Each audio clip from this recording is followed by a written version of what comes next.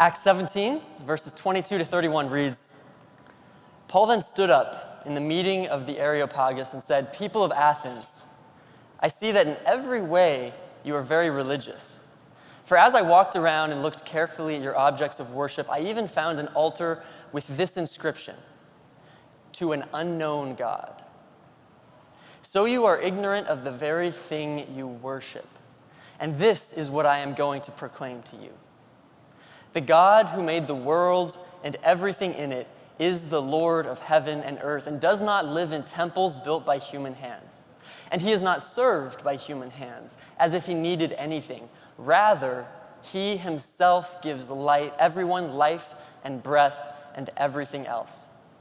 From one man, he made all the nations, that they should inhabit the whole earth, and he marked out their appointed times in history and the boundaries of their lands. God did this so that they would seek him and perhaps reach out for him and find him, though he is not far from any one of us. For in him we live and move and have our being. As some of your own poets have said, we are his offspring. Therefore, since we are God's offspring, we should not think that the divine being is like gold or silver or stone, an image made by human design and skill. In the past, God overlooked such ignorance, but now he commands all people everywhere to repent. For he has set a day when he will judge the world with justice by the man he has appointed. He has given proof of this to everyone by raising him from the dead."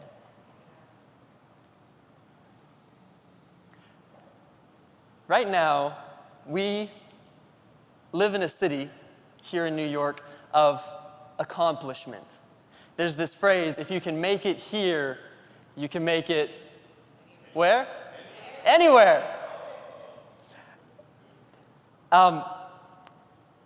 We are also today, as I was looking into this, I Googled how hard working is New York City. And I saw a study that said New Yorkers work longer hours than anywhere else in the country. Anywhere else in the country. The average work hours was something like 41 hours, which doesn't sound like a lot, but I think that includes the whole average, including part-time workers and everything, right? So we work more hours than anyone else in the country, but that was in 2018. And we still we're in a city of accomplishment, right? But I recognize that not everyone here is necessarily from New York City or is even in New York City right now. We have people joining us from all over the country, all over the world. And I have good news for you, or maybe bad news. In 2023, somehow, this same study that I found that said that we were the hardest working people in the country now puts us at 99th in the country. Can you believe it? We might have to review the methodology of this study, but the point is, even for all of you who are joining from somewhere outside of the, odds are you also are in a hard-working place. Because New Yorkers moved. Regardless, we live in a culture of accomplishment. Whether you're in New York City, whether you're joining us from somewhere across the country, we live in a culture of accomplishment where we are rewarded for working hard, and we encourage people to work hard and to do the very most that they can. We're also today, and we'll be doing this more in the second service, but today is our graduate recognition Sabbath. So during second service, and I'm curious if we have any graduates with us here today, maybe on Zoom. I'm looking in the audience and I'm not sure. But today we're recognizing our graduates who have also accomplished something very significant. We're celebrating people today who have worked incredibly hard to get to the point where they are now. Late nights, long hours, doing whatever it takes in order to get to this point of graduation. And this is a really significant accomplishment. It's an accomplishment of knowledge, right? These graduates have proven to experts in their field over the course of multiple years that they are able to do what they need to do to go out and practice in their field. And that's a beautiful thing. Now, whether you're a student or you're working, or you somehow found a way to be in this city without working, regardless, you've done something special to get you to this place. What did you do? What experiences have you been through? What things have you accomplished? Whether you're in New York or zooming in from Florida or from California or from Colorado, what have you done to get to the point where you are now? There was probably some commitment in there, some perseverance, some patience, some tenacity, some courage, some grit. You probably have a vision and a direction that you've been working toward. Donald Miller, an author and marketing consultant, wrote a book called Hero on a Mission, where it talks about how if you view your life as a story and as though you are a hero on a mission, then you can find a degree of purpose and meaning for your life that you might not have had before. And so a lot of you are in this situation, whether you're working, whether you've graduated, whether you somehow are getting by,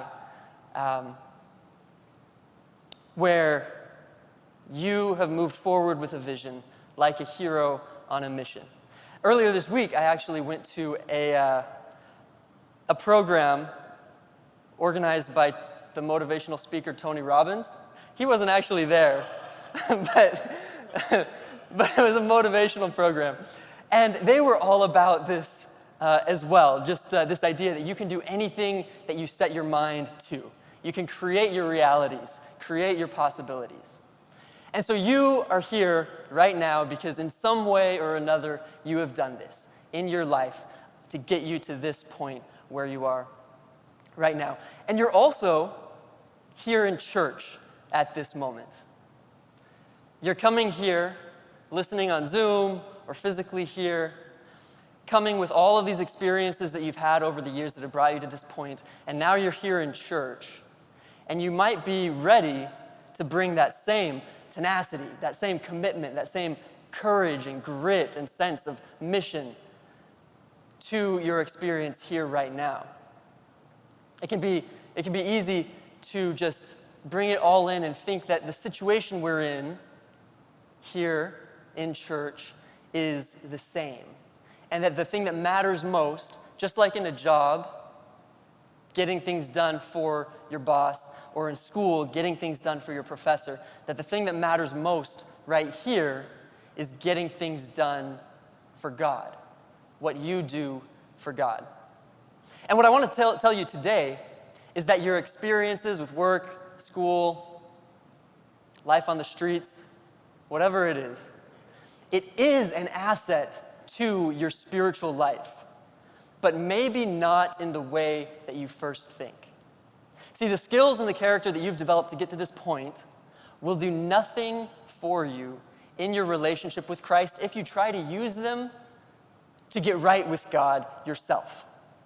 If you try to use them to prove yourself to God, just like you might to a boss or to a professor. But here's how they can help. They can help by giving you empathy for the kind of intentionality and seriousness with which God approaches his relationship with you. They can help you relate to God and put your heart at ease when you worry about whether or not you are enough for God. See, if you try to use the skills that brought you to this point to gain favor with God, you'll encounter some malfunctions in your faith. But if you use what you know to relate to God and to realize that God is working as hard or even harder than you've ever worked to get to this point, and that God is doing that in order to come into a reconciled and loving relationship with you, then you will be closer to knowing the true God than you ever were before. Let's look at the text again. to dig into this. Verses 22 and 23 of Acts 17 say, Paul then stood up in the meeting of the Areopagus and said, "People of Athens, I see that in every way you're very religious. As I walked around and looked carefully at your objects of worship, I even found an altar with this inscription, 'To an unknown God.' So you are ignorant of the very thing you worship, and this is what I'm going to proclaim to you." At Columbia University, at the front of St. Paul's Chapel, the chapel on the campus of the school, at the very front, across the top, just right here, if you were in there right now, there are the words, "Whom ye ignorantly worship, him declare I unto thee." It's taken exactly from Acts 17, verse 23. Whom you ignorantly worship, or whom you worship without knowing, him declare I unto thee. The first malfunction, if you try to bring the skills and the dedication and the grit that brought you to where you are now into your faith as an example of how you ought to behave in your faith, the first malfunction that you'll encounter will be triggered by this verse right here. It says you are ignorant. You don't know what you need to know. And if you're in this situation where you are trying to prove yourself to God, and you believe that your value, your worth in this relationship depends on what you can do for God, then when you read those words, you are ignorant, you are going to get scared. You are going to realize, I need to study harder. I need to search high and low. My heart, my behavior, this environment around me, all the knowledge I can get my hands on. I need to search. I need to keep track of my prayer requests to see what God has answered. I need to do whatever I can in order to find out clues about who God is so that I have the right answer. There's another malfunction that you'll come across as we keep on going through this text. In verse 24 and 25 of Acts 17, it says, "The God who made the world and everything in it is the Lord of heaven and earth and doesn't live in temples built by human hands. And he isn't served by human hands as if he needed anything. Rather, he himself gives everyone life and breath and everything else." And this will trigger the second malfunction of your faith. If you come to your faith believing that you need to bring all of what you've done in the past, all of your skills and grit and determination into proving yourself for God, like you would for a boss or a professor. If you bring that in, then when you read these verses, that he is not served by human hands, that he doesn't need anything, then that is going to be a problem for you. Because what it's saying is you have nothing to contribute. And if your faith depends on this idea that you are contributing something, then you are going to fall into the trap of thinking you need to work harder than anyone else. Because maybe this text is written to the masses, but maybe you can be in that top 1%, that remnant group that proves itself to God.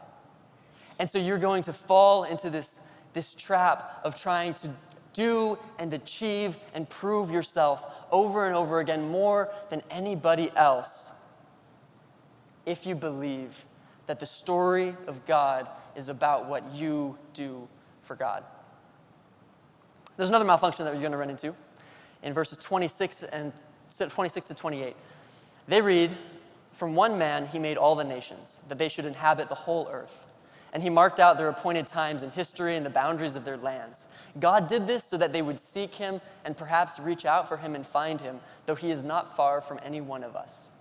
For in him we live and move and have our being. As some of your own poets have said, we are his offspring." And this beautiful text that gives such a beautiful message, if you are coming to it with this idea that your skills and your determination are what the gospel is all about, then you are going to get nervous about how close God is described as being to you in this text. God is very close. And if it depends on you proving yourself, then being close is going to cause you to hide things. You are going to feel like the flaws in your life, the problems that you have, that you are currently processing, is something that you will never be able to work through. Because even in your secret moments, even in your quiet times, God is there with you. And that is going to be a nerve-wracking situation. There's no rest for the weary in this case. There's no downtime if you're going to be a good Christian. And so that's the third malfunction that we run into. And there's one last malfunction that we run into if we bring all of the things, all of the good things that have caused us to succeed and get to the point where we are right now into our faith as an example of what we ought to be doing in our faith. This fourth malfunction is in verses 29 to 31. It says, "Therefore, since we are God's offspring, we should not think that the divine being is like gold or silver or stone, an image made by human design and skill. In the past, God overlooked such ignorance, but now he commands all people everywhere to repent. For he has set a day when he will judge the world with justice by the man he has appointed. He has given everyone proof of this by raising him from the dead." And this fourth malfunction may be obvious, but this idea that God is going to judge you, if you believe that you need to prove yourself to God, this is going to cause you to really cross your fingers, to really get nervous, and to try to get everything just right. A few years ago, I was talking with some of my longtime Adventist friends who I went to college with. They're still some of my closest friends. And they've been going through a process of figuring out their faith, just like all of us are. And one of them was going to therapy and was talking with a therapist. And they were just really struggling with this idea of not being good enough, of doing things wrong, of the judgment that they were going to face. And as they were describing the situation to their therapist, the therapist pointed out something really fascinating that I had never heard of up to that point. The therapist suggested that they might be going through something called moral scrupulosity, also known as moral OCD. It's a form of OCD, a legitimate form of OCD, where this fear of doing something that might be judged by yourself or by society or by God as wrong is the worst thing in the world. And so everything you do, every moment of your life is spent trying not to be a bad person, trying not to do a bad thing. And so often, those of us who are the most good, right, the most committed to doing the right things can struggle with this very feeling and can go into this behavior, can be motivated by this because we believe firmly that if we don't, we are in trouble, that judgment is coming for us and it is going to be bad. And so, right now, we could be here in this situation, always searching for the right answer, trying to be in the top 1% to prove ourselves, hiding every one of our flaws, and being plagued by moral OCD. And in this situation, graduation or a promotion at work or whatever positive thing we're going through right now is only a positive blip on an otherwise discouraging, overwhelming, painful experience of life with God. These are the malfunctions we face when we try to bring the work ethic and the skills and all of the virtues, the good things that brought us to this point of achievement and success today, if we try to bring those into our faith as an example of how we ought to behave in our faith and in our life with God. But there is this alternative. Instead of using these things as instructions for what you need to do, you can use, and this is beautiful to me, you can use the skills, the hard work, the memories, the dedication, everything that you've done over the course of your life that has brought you to this point of success today, and you can use those to empathize with what God is doing for you, what God is doing on your behalf. The Athenians that Paul was speaking to at the time were maybe in a similar situation as we are in New York. Athens was known as this cultural center of the world, and it was this place that people were just very excited about exploring new ideas and proud to be an Athenian. But it was also maybe in a state of decline, and yet they were hanging on to this label of the greatest city in the world. On Instagram, I follow this account called Overheard New York, and you see these beautiful things on there, just funny quotes that people are saying all across the city. And I recently saw one post where a person overheard two other people talking, and one of them said, "I think if I grew up here, I would think I was better than everyone else." And then their friend responded, "I've only been here for a few months, and I already think I'm better than everyone else." Athens was in a similar situation. It is said that in Athens, you could find an idol more easily than you could find a person.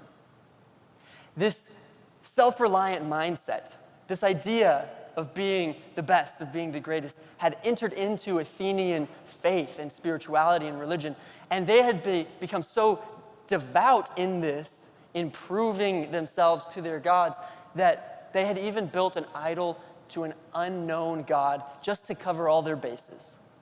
They were going to be that 1% that was achieving what everyone else couldn't achieve. And thinking that the story of God is about what you do for God leads you also into ridiculous things like that. I think we can all be like that sometimes, right?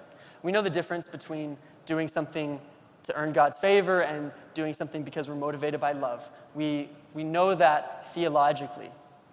But do you sometimes do the right thing just in case? It's not really for the right motives. It might not even be the best thing for that circumstance, but it's the right thing, and you think maybe God is actually a stickler, so I better do it just in case. I've been rewatching for the second time The Office. It's a workplace sitcom, if you're not familiar with it, and the boss, Michael Scott, played by Steve Carell, says in one of these episodes, "I'm not superstitious, but I am a little stitious." Maybe you also are just a little stitious.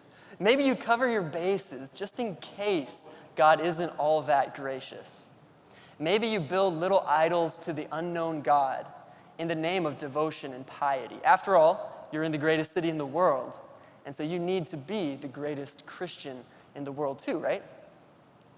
When you start to approach your faith the same way you approach school or your job, you'll start to see God as your professor, always grading you, or as your boss, always evaluating you.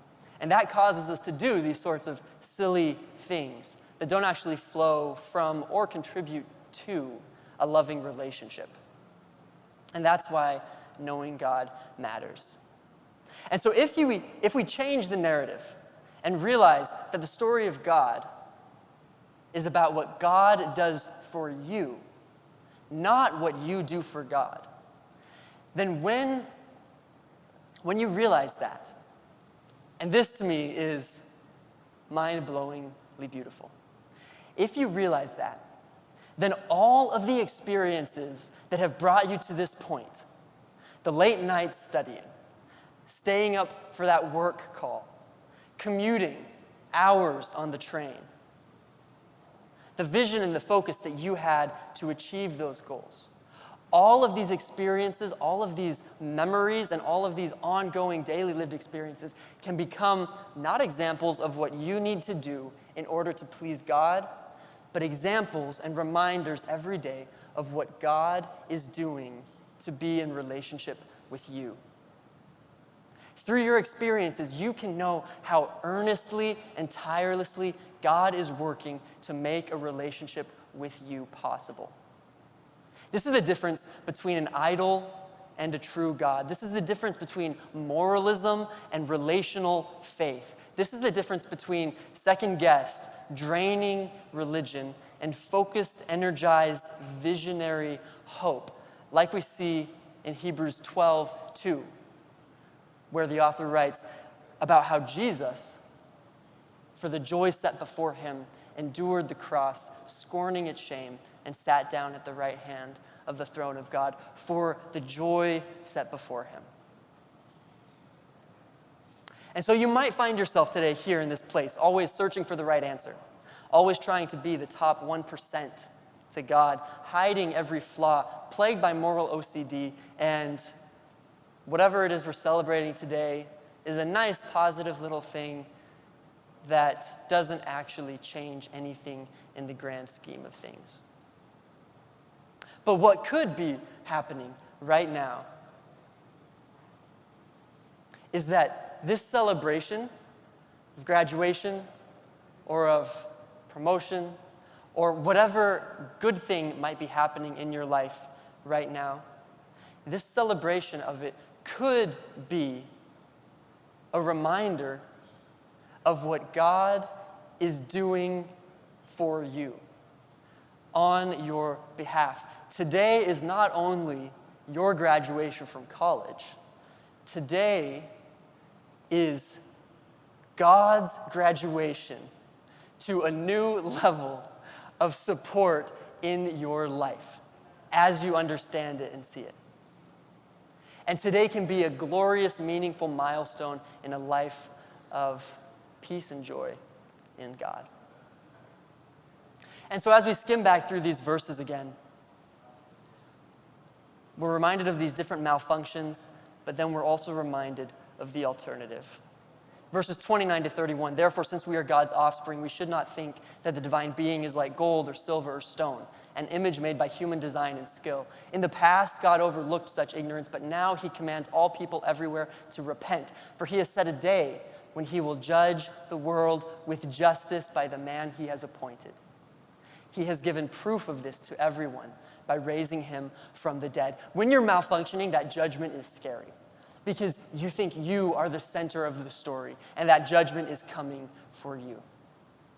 But when you are free of that mindset and recognize that the gospel is all about what God is doing for you on your behalf, then this is a beautiful message of justice for the entire universe when God is making everything right. You're no longer going to struggle with moral OCD. You're going to be in a place of freedom and anticipation of that time when everything is made right. In verses 26 to 28, we see from one man he made all nations, that they should inhabit the whole earth. And he marked out their appointed times in history and the boundaries of their lands. God did this so that they would seek him and perhaps reach out for him and find him, though he is not far from any one of us. For in him we live and move and have our being. As some of your own poets have said, we are his offspring. And so instead of reading this and having this malfunction feeling that I need to hide myself, we can realize that we are in a place where God is so close to us that we can approach God with anything. Nothing needs to be hidden. Nothing needs to be denied or pretended like it doesn't exist. Pretended? We don't need to pretend like nothing bad exists because God already knows it all, and still God is working on your behalf. In verses 24 to 25, the God who made the world and everything in it is the Lord of heaven and earth and doesn't live in temples built by human hands. He isn't served by human hands as if he needed anything. Rather, he himself gives everyone life and breath and everything else. And instead of being worried because this verse is telling me that I have nothing to contribute, and so somehow I have to get to this top 1% to be the most highest performing Christian out there, I can realize and take comfort in this, that God is providing for me. God is doing things on my behalf, and it does not depend. My health, my safety, my security, my relationship does not depend on what I do for God. And finally, in verses 22 to 23, we read that Paul then stood up in the meeting of the Areopagus and said, "People of Athens, I see that in every way you are very religious. For as I walked around and looked carefully at your objects of worship, I even found an altar with this inscription, 'To an unknown God.' So you are ignorant of the very thing you worship, and this is what I am going to proclaim to you." When we read that in a malfunctioning mindset, we get scared because it tells us we don't have the right answer and we need to find it. But if you read this, knowing that God is working on your behalf, and the story of God is about what God does for you, not what you do for God, then it's okay, because you will know in time. And maybe you don't have all of the answers right now. Maybe there are still elements of God that are unknown to you. But in time, you will know God. And as you empathize, you will get one step closer to that as well. The story is about God and what God does for you. Right now, you might be graduating, and you're still going to keep working hard. You're still going to keep, if you're going to a grad program, you're still keep studying hard. If you're going into work, you're going to keep on, or you're going to start working those long hours. But now, every day, when you go into work, you find a representation of how God is going into work for you. You might be here in New York, not graduating, but living your life, working hard, trying to be in that top 1% in your career or whatever it is. You'll be commuting on the train every day. But now, every train ride is a reminder that God is patient with you. You might still be staying up late on Zoom calls, those work-from-home meetings that feel inescapable. But now, every Zoom appointment in your life confirms to you once again that God goes the distance on your behalf.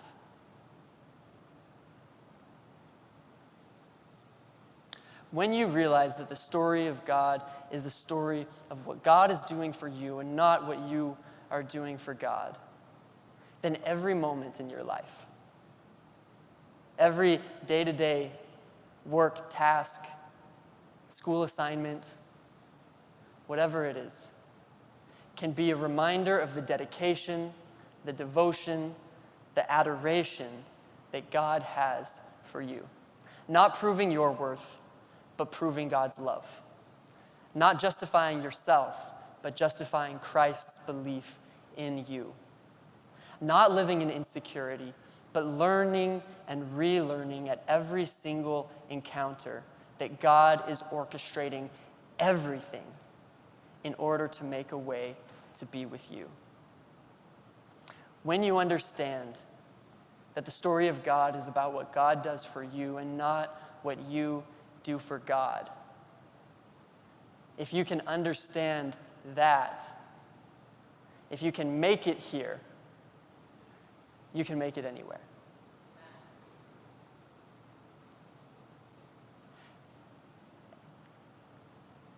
And so right now I just want to ask, where in your life are you tempted to apply the skills, the character, the perseverance that has brought you success up to where you are right now, and to use it as an example of what you need to do? And I want to give you the opportunity right now, whatever that is, to just realize that actually you don't have to do that. Because that feeling, that memory, that experience, that's actually what God is doing for you. that feeling you're experiencing can be a way of knowing God better. And when you know God in this way, God will set you free.